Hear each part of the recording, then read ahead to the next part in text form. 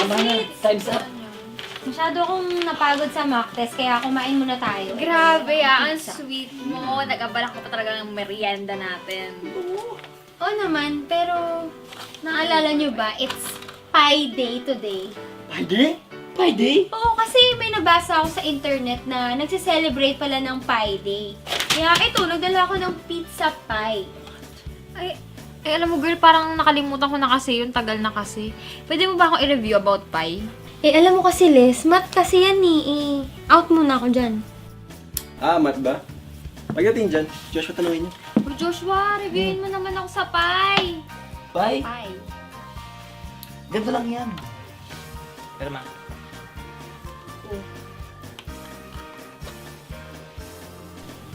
Watch this.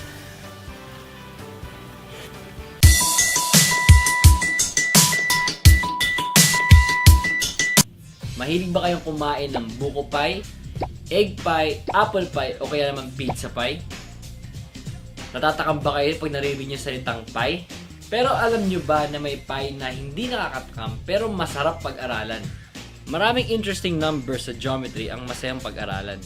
Isa na rito ang pi.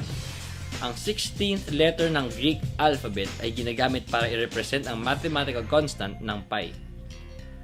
Pi ay ang ratio ng circumference ng circle sa kanyang diameter.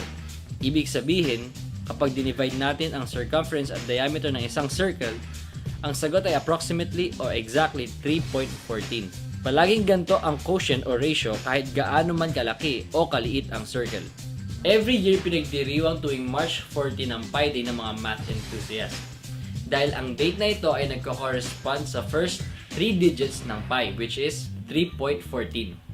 Ang Pi Day celebration ay pinasimulan ni Larry Shaw at ito ay unang ginanap sa San Francisco Exploratorium noong 1988. Ang selebrasyon ay pinangunahan ng mga public and museum staff kung saan sila ay nagmarcha pabilog at pagkatapos ay kumain ng fruit pies.